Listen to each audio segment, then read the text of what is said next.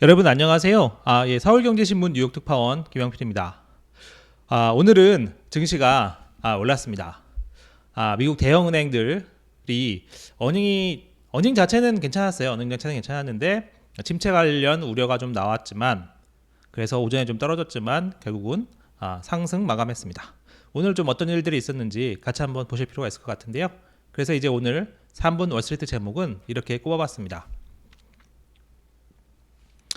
그래서 이제 가짜 새벽에 속지 말라. 이거는 레리 서머스 전 재무장관 얘기거든요. 가짜 새벽을 조심해야 된다.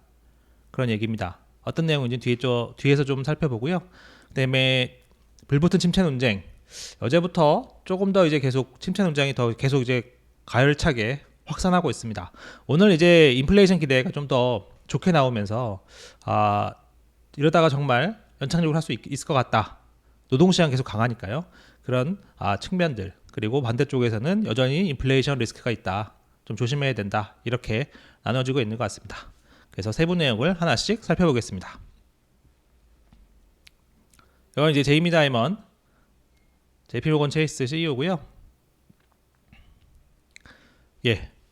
오늘도 이제 토요일인데 본격적으로 방송 시작하기 전에 찾아주신 분들도 한번 인사 한번 드릴게요. 염색이님 반갑습니다. 매엠매님 항상 감사합니다. 매매님 그리고 신영기님 오늘도 찾아주셨고 설송님도 감사합니다. 다들 이렇게 안 빠지시고 개근해 주셔서 정말 감사합니다.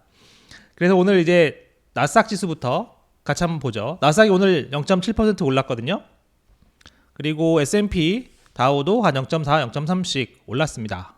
물론 오늘 방향을 잡기 굉장히 좀 힘들어했어요. 중간에 계속 뭐 오르락내리락 은행주들도 오전에는 계속 뭐 2% 넘게 빠졌다가 나중에 다시 반등하고 좀 오락가락하는 모습을 많이 보였습니다. 그만큼 시장도 좀 방향 잡기가 쉽지 않은 것 같아요.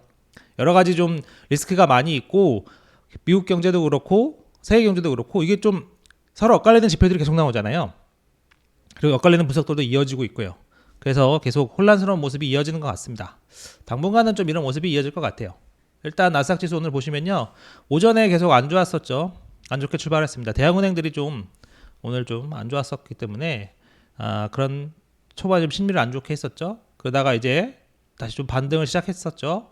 요건 이제 사실은 10시에 미시간대에 그런 소비자 심리 지수 그 다음에 인플레이션 기대 그런 게 나온 이유인데 그 이후로 좀 올랐다가 다시 좀 떨어졌다가 다시 좀 힘을 내서 결과적으로는 한 0.7% 상승 마감했고요.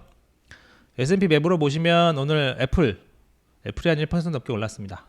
아마존도 3% 가까이 올랐네요. 이런 부분 좀 눈에 띄고 테슬라는 이제 미국과 유럽에서 좀 가격이나 한다는 얘기가 좀 있었는데 결과적으로는 수요 문제가 좀 심각하다 이렇게 좀 판단할 수 있겠죠. 예. 그래서 그런 부분 때문에 오늘 좀 하락했습니다. 그래서 이제 결과적으로는 이런 침체 논쟁도 같이 다 이렇게 모든 게 다 엮여 있습니다. 침체 논쟁과 이제 결과적으로는 침체 논쟁이 있으면 증시 전망이 어떻게 볼 거냐, 그리고 인플레이션 어떻게 될 거냐, 다 같이 연결되어 있기 때문에 하나씩 살펴볼 텐데요. 먼저 이제 오늘 은행 실적부터 같이 한번 보시죠. 은행 실적 같이 한번 보시면요. 이게 이제 오늘 JP모건 실적 발표를 다루는 기사입니다. 실적은 뭐 괜찮았어요. 4분기 실적은 괜찮았어요. 여기 나오죠. 4분기 실적은 괜찮았습니다. 하지만 완만한 침체를 예상하고 있다. 그게 중심 케이스 뭐 기본 과정 정도로 생각될 것 같고, 예, 완만한 침체를 예상하고 있다 이렇게 얘기를 한 거죠. 그래서 이제 오전에는 침체 우려가 상당했었습니다. JP모건뿐만 아니라 뱅크 오브 아메리카, 브라이언 모니안도 원래는 브라이언 모니안은 조금 기본적으로는 좀 이렇게 낙관적인 사람이었어요. 예, 대형은행 중에서는 이제 JP모건의 이제 제이미 다이먼 같은 경우에는 뭐 경제 허리케인 이런 얘기도 했었지만 브라이언 모니아는 계속 그래도 최근까지도 미국 경제가 강하다, 소비자들이 좀 버티고 있다 그런 얘기를 해왔었는데 오늘은 좀 자기들도 경미한 침체를 예상하고 있다 그렇게 얘기를 한 거죠. 그래서 이제 JP모건이 미국의 제일 큰 은행이거든요. 자산 기준으로. 두 번째 큰 게 뱅크 오브 아메리카, 세 번째가 시티, 네 번째가 웰스파고인데 이 시티도 뭐 비슷한 얘기를 했습니다. 그러니까 결과적으로는 뭐 대형은행, 뭐 1, 2, 3 뭐 이런 곳들이 전부 다 한 목소리로 경기 침체를 얘기했다. 물론 그 정도는 좀 완만할 수 있겠다고 하지만 경기 침체를 한 목소리로 얘기했다. 그런 부분이 있습니다. 그래서 실적은 괜찮아. 그래서 이제 EPS 그다음에 레비뉴 이런 매출 같은 거는 더 높게 나왔어요. 괜찮았다는 거죠. 근데 이제 저희가 이제 은행 실적 볼 때는 항상 대손 충당금을 많이 봅니다. 한국 은행들도 마찬가지거든요. 대손 충당금이라는 거는 나중에 이제 대출이 부실이 나서 돈을 다 떼일 수 있잖아요. 그러면 이제 한 번에 너무 큰 돈이 날아가기 때문에 일부 그런 이제 리스크별로 일정 부분을 싸놓습니다. 그러니까 예를 들면 20% 이런 식으로 100원을 대출했으면 20원은 나중에 떼일 것을 대비해서 싸놓는 거 약간 이런 개념입니다. 대손 충당금이. 은행 실적을 볼 때는 대손 충당금이 중요합니다. 충당금을 많이 쌓는다는 것은 앞으로 경기가 안 좋아져서 침체가 올 수도 있고 급격한 경기 둔화가 올 수 있다는 얘기이기 때문에 이런 충당금을 얼마나 쌓았느냐 이게 사실 관전 포인트 중에 하나입니다. 근데 이제 오늘 상황을 보면 은행 차원에서 완만한 경기 침체를 얘기했었고 그다음에 이제 JP모건 체이스 같은 경우에는 4분기에만 연결 기준으로 충당금을 22억 8,800만 달러나 쌓았어요. 3분기 대비 48%나 늘어났습니다. 충당금을 많이 쌓는다는 것은 제가 방금 말씀드렸지만 경기가 급감, 경기 둔화, 빠른 경기 둔화가 있을 수 있다. 이런 의미잖아요. 그러니까 이제 좋은 의미가 절대로 아닌 것이죠. 그리고 이거는 약간 기술적인 부분인데 은행의 이제 아무래도 가장 기본 수입은 대출이자 예금을 받아서 대출을 그러니까 싸게 예금을 받아서 더 비싸게 대출을 해주는 것. 그 사이의 금리 이자 차이, 예대 마진이라고도 하죠. 그런 차이로 먹고 사는 건데, 그런 이제 순이자 수입, 그게 또 전망치를 좀 밑돌았다.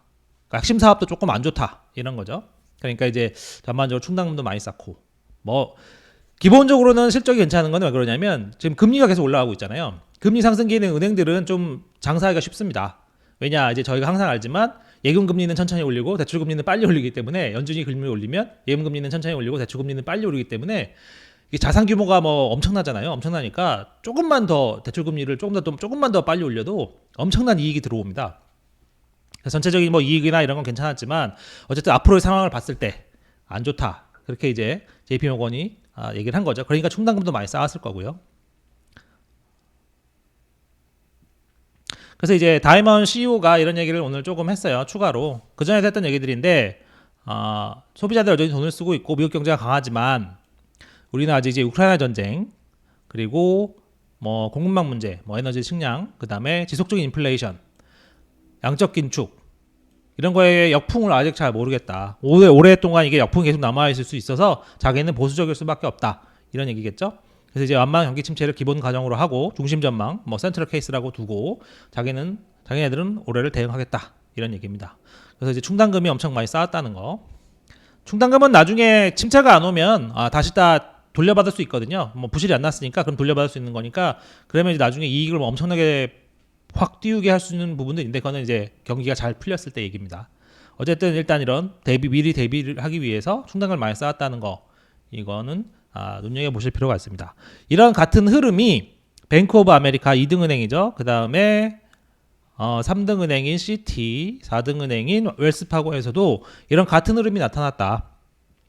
전반적으로 실적은 다들 괜찮은 편인데 충당금을 많이 쌓으면서 이런 부분이 좀 문제가 됐다.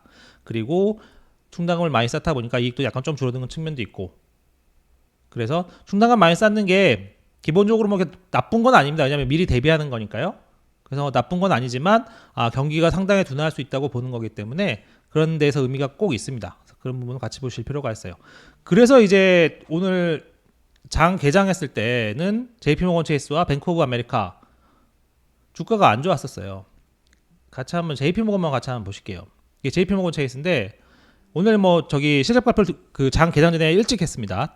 은행들이 다요. 이거 보시면 계속 안 좋아. 오늘 계속 마이너스 2% 이상 가고 그랬습니다. 개장하자마자. 근데 이제 좀 10시 아까도 말씀드렸던 10시 이후로 좀 이렇게 다른 이유도 있겠습니다. 근데 어쨌든 이제 투자자들이 은행 걸 좀 이렇게 굳이 나쁘게 볼 이유도 없다. 그렇게 본 분들도 있고. 그래서 이제 어쨌든 초반에는 안 좋았으나 10시부터 좀 이후로 좀 힘을 내서 올라갔다. 그래서 오늘 오전 일찍에는 이런 은행들의 그런 상황, 즉 이제 완만한 경기 침체를 예상하고 완만한 것도 침체는 침체니까요. 그리고 특히 이제 브라이언 모니아는 완만한 경기 침체를 예상하지만 더 심한 것도 준비하고 있다 이렇게 얘기했어요. 그러면 이제 더 심각해질 수도 있으니까 이제 그런 침체 기본적으로 완만한 침체지만 침체를 준비하고 있다는 거, 그리고 대선 충당금을 많이 쌓았다는 것, 이런 요인들 때문에 전체적으로 장심리도 안 좋았다. 장심리도 안 좋았는데 갑자기 좀 상황이 바뀌었다. 이렇게 정리를 할 수 있겠습니다. 오늘 오전 일찍까지는 상황이 이랬고요. 그럼 뒤로는 상황이 왜 바뀌었느냐? 뭐 여러 가지 이유가 있습니다. 제가 이제 말씀드렸지만 은행주 같은 경우에는 뒤에서 조금 설명드릴 수 있겠지만 그런 분석들도 있더라고요. 어쨌든 오늘 뭐 얘기한 것들, 완만한 경기 침체, 그 다음에 충당금 더 쌓고 이런 거를 뭐 그동안 뭐 사실 제이미 다이먼 같은 경우는 경제 허리케인 얘기까지 했었으니까 이걸 투자자들이 다 몰랐던 얘기는 아니다. 처음에 좀 듣고 약간 움찔하고 그랬을 수 있겠으나 생각해 보면 뭐 그렇게 뭐 꼭 그런 뭐 엄청나게 뭐 새로운 내용은 아니었다는 판단이 있을 수 있다. 그런 얘기를 하는 분도 있어요. 거기다가 이제 추가로 이 미시간대 자료가 조금 심리에 도움이 된 것 같습니다. 그래서 이제 미시간대 가장 먼저 중요한 인플레이션 기대 같이 한번 보실게요. 이 미시간대 인플레이션 기대 자료를 보시면요. 이게 이제 이번에 1월 레비치가 나온 거거든요. 1월에 1년 인플레이션 기대가 4.0%가 나왔습니다. 작년 12월보다 0.4%포인트 확 떨어졌어요. 물론 그전에도 좀 많이 떨어졌었지만 이번에 확 떨어졌죠. 이번에 또 의미를 갖는 게 CPI에서 좀 방향성이 좋게 나왔잖아요. 전월 대비 마이너스도 나오고 이제 확 떨어지고 있다. 그런 느낌을 주는 상황에서 1년 인플레이션 기대가 좀 많이 하락했다. 그러니까 이제 아무래도 다들 자신감을 좀 더 불어넣게 되는 거죠. 이 강세론자들에게, 그리고 연착륙을 생각하는 사람들한테 좀 자신감을 좀 더 불어넣는 계기가 됐습니다. 물론 이제 중요한 게 사실은 이제 미시간대 인플레 기대는 1년도 1년이지만 5년 이상 장기가 좀 중요합니다. 장기는 조금 올랐어요. 그래서 이 부분은 좀 눈여겨보실 필요가 있습니다. 이게 전에도 말씀드렸지만 3.2를 넘어서면 3.2 이상부터는 상당한 워닝 신호가 될 수 있기 때문에 잘 보실 필요가 있는데, 어쨌든 지금 3.0 좀 오르긴 했으나 여기 숫자부터 쭉 보시면 알겠지만 대충 한 2.9에서 3.1 그게 최근의 그 트렌드입니다. 2.9에서 3.1 정도. 근데 이제 그 범위 안에 아직 있으니까 아직 장기는 조금 그래도 괜찮다. 크게 문제는 없다. 그래서 1년은 많이 떨어졌고 장기는 크게 문제는 없는 수준. 그러니까 이제 좀 분위기가 확 좋아지기 시작하는 거죠. 그리고 이제 소비자 심리 자체도 개선이 많이 됐습니다. 소비자 심리 자체. 1월 소비자 심리 지수가 64.6. 그래서 이게 월가 전망치가 60.7이었거든요. 월가 전망치보다 높았고 블룸버그 통신이 집계했던 것보다는 상단도 뛰어넘었다고 했습니다. 그러니까 전혀 예상하지 못한 거죠. 소비자 심리 지수가 좋다는 거는 앞으로 이런 그 소비 심리 이런 게 괜찮다는 거기 때문에 미국 경제가 괜찮을 수 있다. 이런 생각을 더 갖게 하는 거죠. 그리고 이 소비 심리가 강해진 거는 결과적으로는 강한 고용을 바탕으로 한 겁니다. 강한 고용을 바탕으로 그러면 앞으로 소비도 좀 괜찮게 할 수 있을 것 같다.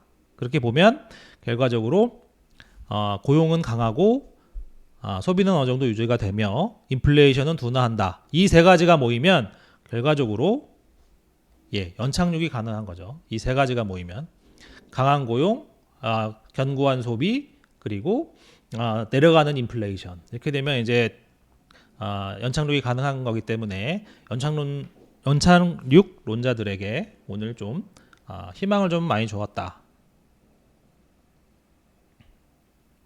그래서 앞에서 잠깐 설명드렸지만 아메리프라이즈 여기 파이낸셜 이렇게 얘기했었습니다. 은행들에서 완만한 경기 침체를 볼 것이라는 얘기가 있었지만 투자자들을 완전히 놀라게 하는 것은 아니다. 전에도 얘기가 있었다.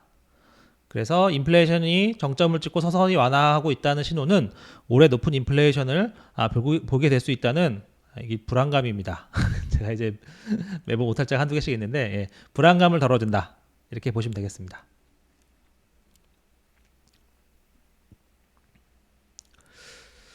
자, 그래서 이제 이런 것들이 모여서 오늘 시장 반전을 좀 이끌었다. 시장 반전을 좀 이끌었다. 이 얘기는 결국 그러면 다시 이 침체 논장으로 다시 복귀하게 됩니다. 그래서 그러면 이 연착륙의 기대가 커진다는 거 아니냐. 그럼 침체가 올 거냐 안 올 거냐. 이런 생각이 드는 거죠. 그래서 오늘 옐런 재무장관은 연착륙이 가능하다. 이런 식으로 얘기를 했습니다. 실업률을 크게 높이지 않으면서 인플레이션을 2% 타겟으로 갈 수 있는 길이 있다. 이 얘기 자체가 바로 연착륙인 거죠. 실업률이 많이 높아지면 사실 실업률이 뭐 4. 연준이 올해 실업률 전망치 4.6% 이렇게 얘기하고 있지만 실업률이 4.6% 넘어서 막 5% 가까이 되고 이렇게 되면 침체라고 봐야 됩니다, 사실상. 근데 이제 그렇게 높이지 않으면서도 5% 이상 뭐 이렇게 가지 않으면서도 인플레이션 낮출 수 있다는 얘기는 침체를 안 갈 수 있다. 연착륙이 가능하다 이런 뜻이죠. 그래서 이제 제가 어제도 조금씩 설명드렸지만 최근 들어서 이제 그 12월 고용보고서, 계기는 결국은 12월 고용보고서입니다. 12월 고용보고서 이후에 이런 연착륙 기대가 많이 커지고 있다. 그리고 침체 확률은 좀 상대적으로 떨어졌다. 이거는 팩트입니다. 침체 확률은 확실히 떨어졌고 연착륙 가능성은 그에 비례해서 올라갔다. 그건 사실입니다. 그래서 이제 손성훈 교수님 제가 오늘 또 통화를 해봤는데 어쨌든 이분은 이제 어제도 제가 기사에 썼었지만 강한 고용 때문에 서비스 물가 이걸 굉장히 걱정하고 계신데요. 그럼에도 불구하고 최근에 이런 고용 보고서 이런 거를 보다 보면 침체 가능성이 확실히 좀 떨어졌다. 그래서 지금은 50%가 조금 안 되는 것 같다. 이 얘기는 침체에 안 빠질 확률이 더 높다는 얘기겠죠. 연장선에서 레리 서머스 전 재무장관 말을 같이 한번 보시죠. 이제 레리 서머스 전 재무장관은 이분도 역시 12월 고용보고서 이후에 침체 확률이 줄어들었다 이렇게 생각은 하고 있어요. 하지만 여전히 침체 가능성이 더 높다고 봅니다. 그러니까 이 얘기는 더 이제 침체 올 가능성이 모아 라이클리하다고 했었으니까 침체 가능성이 더 높다는 얘기죠. 그래서 이제 이렇게 얘기하십니다. 침체를 피할 수 있는 더 낙관적인 가능성이 몇 달 전보다 더 그럴듯해 보인다. 확실히 올라갔다. 그러니까 이거는 확실한 거예요. 그러니까 서머스 같이 좀 이렇게 좀 보수적으로 보는 분들도 모든 분이 그래요. 제가 보기에 모든 사람이 저 포함해서 침체 확률이 줄어든 건 사실입니다. 침체 확률이 확실히 줄어들었고 그에 비례해서 연착륙 확률이 올라간 건 정확한 사실입니다. 근데 이제 서머스는 또 이렇게 얘기합니다. 하지만 그럼에도 나는 올해 경기 침체가 올 가능성이 그렇지 않은 가능성보다 더 높다고 생각하고 있다. 조심해야 할 것 중에 하나가 가짜 새벽이다. 이 가짜 새벽이라는 게 페이크 던이라고 해서 뭐 비유적 표현인데 생각 금방 가능하죠. 이제 새벽이 오고 이제 아침이 오면 날씨가 따뜻해지고 좋아지는 거니까 경제가 좋아지는 거 이제 아침이 오면. 근데 이제 아침이 오기 전에 새벽이 있어야 되지 않겠습니까? 뭐 동들 무렵 새벽이 있어야 될 텐데. 근데 가짜 새벽이라고 한 거는 실제로는 새벽인 줄 알았는데 새벽이 아니라는 거죠. 한밤중이었다. 뭐 이렇게 될 수도 있는 거죠. 그러니까 이제 지금 이 페이크 던 가짜 새벽을 조심해야 된다. 이렇게 얘기를 한 겁니다. 이 얘기는 그래서 서머스는 어차피 지금 경기 침체 가능성이 더 높다고 생각을 하고 있기 때문에 지금 좀 조금 좋아지는 거나 이런 걸 두고 너무 확 반응하면 가짜 새벽에 속을 수 있다. 그런 거예요. 왜냐하면 이제 인플레이션이 여전히 높다. 이런 생각을 하는 겁니다. 6%가 넘는 CPI는 아직도 상상할 수 없을 만큼 높다. 물론 이제 금리 인상 중단은 가까워지고 있다. 그래서 제가 말씀드리지만 항상 그 CPI 전체적인 숫자가 아직 좀 높고 연준이 어쨌든 한 5.0에서 5.25 기준금리를 그렇게 가져간다는 걸 기본 베이스 케이스로 깔고 본다면 그리고 이제 그걸 한동안 유지한다고 본다면 상황을 계속 좀 봐야 되겠죠. 인플레이션 얼마나 빨리 떨어질지 그 노동은 계속 버틸지 그런 걸 봐야 되겠습니다. 그래서 정리해보면 뭐 좀 정도 차이는 있겠습니다만 어쨌든 대형 은행들 그리고 서머스는 침체 쪽에 서 있는 거죠. 그리고 이제 월가의 이제 주로 투자자들 전략가들 이런 사람들은 이제 지금 상황이라면 충분히 연착륙이 가능하다 이렇게 보고 있는 거고요. 오늘로 이제 더 이제 연착륙 쪽에 힘이 더 많이 붙는 모양새이긴 합니다. 계속 이제 그런 비슷한 희망을 주는 자료들이 계속 쌓이고 있잖아요. 고용 보고서, 그다음 CPI, 그다음에 오늘의 미시간대 인플레이션 기대 자꾸 이게 쌓이고 있으니까 그쪽의 힘이 조금씩 더 커지고 있습니다. 그래서 이제 미국의 침체 여부 요거는 이걸 조금 더 이제 명확하게 좀 보려면 결과적으로는 제가 한번 말씀드렸잖아요. ECI, 이 고용비용지수 이게 31일 날 나오거든요. 31일이요. 미국 시간은 31일에 나오는데 이게 연준이 굉장히 신뢰한 지수입니다. 그러니까 임금이랑 이제 복리후생까지 다 포함해서 나오는 건데 그래서 이제 이 4분기 고용비용 지수를 보면 사실 지난번에 고용보고서 상에서 이제 시간당 평균 임금이 상승률이 좀 둔화하는 걸 보고 사람들이 엄청나게 이제 기대감을 갖기 시작한 거잖아요. 근데 이제 그거보다 또 좀 더 정확하고 신뢰도 있는 이 ECI에서 그런 움직임이 한 번 더 드러난다면 이거는 확실히 인플레이션은 둔화하고 임금은 많이 안 올라가고 임금도 안정되는구나 이런 생각이 가능할 수 있기 때문에 이 ECI가 단기적으로 굉장히 중요하겠습니다.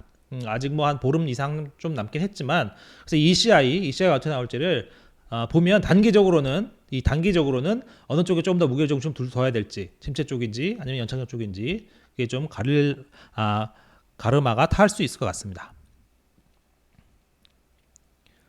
조금 더 이제 침체는 조금 더 볼게요. 좀 이렇게 뭐 오늘 뭐 거시 얘기가 좀 많긴 한데 어쨌든 저쪽 그림은 한번 보셔야 되니까요. 이게 사실 글로벌로도 미국뿐만 아니라 글로벌로도 이제 침체 이 논쟁이 좀 이제 수면 위로 올라오고 있습니다. 이제 이게 같이 한번 보시죠. 이게 서프라이즈, 영국에 침체가 있지 않다, 침체에 빠진 게 아니다, 뭐 이런 거죠. 그러니까 11월에 사실 영국이 마이너스 성장, 전월 대비 GDP가 마이너스 성장을 할 거라고 생각을 했는데 깜짝 플러스 성장을 했습니다. 11월에 월드컵이 있어서 영국 사람들도 축구 좋아하니까요. 뭐 이제 술집 가서 이제 많이 먹고 마셔서 그렇다고 하긴 하는데 어쨌든 이 깜짝 플러스 성장 때문에 4분기에 마이너스 성장을 안 할 가능성이 지금 있습니다. 영국이 아마 3분기에 마이너스 0.3%였거든요. 그래서 4분기에도 마이너스 성장을 하면 기술적 침체죠. 2분기 연속 마이너스를 하니까 그렇게 될 가능성이 높다고 봤는데 보시죠. 시장에서는 사실 이번 달, 그러니까 11월이죠. 11월에 영국 GDP가 전월 대비 마이너스 0.2%를 기록할 것이라고 생각했는데 실제로는 플러스 0.1이 나온 거예요. 그래서 12월에 마이너스 0.5 이하만 안 찍으면 침체에 빠지지 않을 수 있다, 이런 겁니다. 그러니까 이게 생각보다 처음에는 영국 경기 침체가 굉장히 심각할 거라고 다들 얘기를 많이 했잖아요. 뭐 러시아보다 더 심하다 막 그렇게 얘기도 하고 했었는데, 러시아 다음으로 심하다 막 얘기도 했었는데 이게 영국이 안 그럴 수도 있겠다. 그리고 이제 독일도 성적이 나왔는데 지난해 1.9% 생각보다 괜찮았다. 뭐 우크라이나 전쟁 이런 것 때문에 좀 안 좋을 거라 생각했는데 생각보다 괜찮았다. 독일은 이제 이제 유럽의 경제 기관차라고 다들 얘기를 많이 하잖아요. 경제 대국이기도 하고. 두 나라가 생각보다 괜찮았다 이렇게 하니까 분위기가 또 갑자기 조금 이제 막 올라오기 시작하는 겁니다. 이제 사실 어제 좀 늦게죠. 어제 좀 늦게 나와서 이제 어제 3월 스트리트에는 반영을 못했었는데 IMF 총재 게오르기 에바가 올해 연말에 좀 이제 바닥을 찍고 반등할 수 있다, 이런 얘기를 했습니다. 하지만 그 전에 세계은행은 제가 전해드렸지만 올해 경기 침체에 진입한다, 세계 경제가. 둘도 국제기구도 대표적인 국제기구죠. 월드뱅크와 IMF는 대표적인 국제기구인데 두 군데가 좀 양면 좀 서로 다 갈리는 전망을 지금 내놓고 있습니다. 물론 이제 IMF도 올해 계속 안 좋다가 연말 되면서부터 조금씩 이제 연말부터 반등할 거야 이렇게 얘기를 하고는 있지만 어쨌든 좀 그런 긍정적인 측면을 좀 본다는 점에서 좀 차이가 조금 있죠. 그래서 이제 그만큼 지금 미국 내에서도 지금 계속 좀 이렇게 서로 의견이 좀 갈리고 있고 글로벌 경제도 그러다 보니까 같이 좀 보는 게 시각이 나뉘어지고 있다. 이거 보면 좀 재밌습니다. 연착륙의 기대로 중국의 경제활동 재개가 있는 반면에 경착륙의 기대 이후로 중국의 경제활동 재개가 또 있어요. 같은 이유인데 중국이 경제활동 재개를 하면서 이제 뭐 수요가 증가하고 뭐 이렇게 할 거잖아요. 그래서 뭐 이게 다른 나라들은 이제 중국에 수출하는 나라들은 경기가 좋아질 것이고 중국이 좀 이제 경제활동 재개를 하면 원자재가 또 많이 필요하니까 원자재를 수출하는 이제 신흥국들, 개발도상국은 또 좋아질 거라서 전 세계에 그런 경제 좀 좋아질 측면이 있는가 하면 또 반대로 중국의 경제활동 자극이 인플레이션을 자극할 수 있지 않겠습니까? 수요가 또 너무 빨아들이니까. 그리고 중국의 경제활동 재개가 코로나 락다운을 다시 또 불러올 수 있어서 그 또 경착륙에 경기 침체를 불러올 수 있는 우려가 되기도 하죠. 좀 중국이 굉장히 양면적인데 중국은 그래서 좀 리스크 요인입니다. 중국이 어떻게 할지, 그리고 경제활동 재개를 어떻게 계속 해나갈지. 그래서 IMF가 계속 중국한테 경제활동 재개 계속해라 이렇게 얘기하는 게 중국이 어떻게 하느냐에 따라서 글로벌 경제가 좀 달라질 수 있기 때문입니다. 그래서 거꾸로 보면 월가분한테 얘기를 들어보면 글로벌 경제는 침체에 빠져도 미국은 침체에 안 빠질 수도 있다, 이런 얘기를 하시기도 합니다. 그런 분도 제가 어제 좀 얘기를 들었고요. 왜냐하면 미국 같은 경우에는 아무래도 글로벌 경제와 직접 관련 있는 부분이 좀 적고, 왜냐하면 수출보다는 내수 위주로 그리고 또 서비스업 위주로 하는 나라이기 때문에 전 세계는 침체에 빠져도 미국만은 아닐 수도 있다, 이렇게 보는 분들도 있었다는 점 참고삼아 말씀드립니다. 그래서 전문가들도 계속 의견이 갈린다는 점, 뭐 이렇게 연착륙을 위한 길이 있다고 얘기하는 사람, 반대로 지금도 올해 말이나 2024년에 글로벌 경기 침체 가능성이 70%, 라고 보는 곳들이 있다는 점. 그러니까 이제 증시 전망도 계속 막 쉽지 않겠죠. 이게 사실은 경기 침체가 오냐 아니냐가 아니냐. 그 자체가 증시 전망에 주는 영향이 굉장히 큰데 갑자기 이제 좀 고용과 인플레가 좀 둔화세가 나타나면서 전반적으로 전망이 갈리다 보니까 증시 전망도 상당히 어렵습니다. 그래서 이제 페어리드 스트레이티지스 여기서는 좀 지금 과매수됐다. 그러니까 좀 단기간 많이 올랐다. S&P 500 종목 중에 60%가 단기간에 너무 많이 올랐다. 다음 주에는 조금 힘들 수 있다. 그런 얘기도 있고 이제 어닝 리세션, 그러니까 실적 감소죠. 실적 감소가 다음 주부터 이제 본격적으로 좀 시작할 때 될 것이다. 그렇게 보는 것도 있었습니다. 이 어닝 리세션 실적이 이제 뭐 오늘부터 시작이 됐습니다만 다음 주에 더 많이 나오겠죠. 다음 주에 뭐 넷플릭스도 있고 프록터 앤 갬블 뭐 이런 것들 나오니까 조금 더 큰 그림을 볼 수 있을 겁니다. 그리고 뭐 이제 상반기 좀 안 좋았다가 하반기 좀 좋아질 거다 이렇게 보는 분들은 여전히 계속 있고 바클레이스는 이런 얘기도 했어요. 시장이 연준의 매파적인 수사를 무시할 이유들이 있다. 연준의 매파적인 레토릭을 무시할 수 있다. 왜냐하면 지금 제조업뿐만 아니라 서비스업 쪽에서도 가격 완화 신호가 있고 노동시장도 조금씩 안 좋아지고 있다. 그런 얘기. 그리고 이제 옐런 재무장관이 이제 부채 한도 이거 뭐 다음 주 5일날 도달하는데 어쨌든 6월까지는 좀 버틸 수 있는 모양입니다. 그 전에 이제 백악관은 어쨌든 공화당에 조건 없이 협상을 해라, 올려달라 이런 얘기를 했습니다. 요거는 계속 주시할 계속 팔로우할 이슈는 아니고요. 때마다 좀 가끔씩 있을 때마다 어떻게 진행이 되는지 그 정도 보면 될 것 같습니다. 개인적으로는 이게 뭐 파국으로 갈 거라고는 보진 않기 때문에 틈틈이 지나가면서 보면 될 것 같습니다. 그리고 이거는 제가 어제도 말씀드렸었는데 잠깐 한 번 더 말씀드리고 싶어요. 침체 논쟁이 계속 있고 연착륙 기대가 커지더라도 약간 지금 상황에서는 어쨌든 과도하게 큰 근거 없이 금융시장이 완화가 되면 연준 입장에서 상당히 부담스러울 수밖에 없습니다. 왜냐하면 어떻게 보면 금리 인상이 이제 거의 끝나간다는 거는 인플레이션과의 싸움에서 어느 정도 이제 반환점을 돌았다는 얘기도 되고 이제 좀 마무리 작업으로 들어간다고 생각할 수도 있는 부분이 있긴 한데 마무리 작업까지는 그렇지만 어쨌든 반환점을 돌았다고 볼 수 있는 부분이긴 한데 후반기로 더 접어들었다 이렇게 볼 수 있는 부분이긴 한데 금융시장이 갑자기 또 완화하면 이게 그동안 쌓아왔던 게 또 갑자기 또 무너질 수도 있거든요. 이렇게 되면 연준이 더 강하게 나올 수밖에 없습니다. 랜달 크로즈너 같은 경우에는 자꾸 금융시장이 완화하면 연준이 더 세게 나올 수밖에 없다 이렇게 얘기를 하고 있어요. 그래서 이런 부분을 같이 좀 한번 보셔야 되겠습니다. 이 얘기는 제가 왜 말씀드리냐면요, 자꾸 완화하면 연준 인사들이 또 때마다 나와서 한 번씩 눌러줄 수 있기 때문에 그런 리스크가 있다는 점을 말씀드리고 싶어서입니다. 그래서 일단 제가 준비한 방송은 여기까지고요.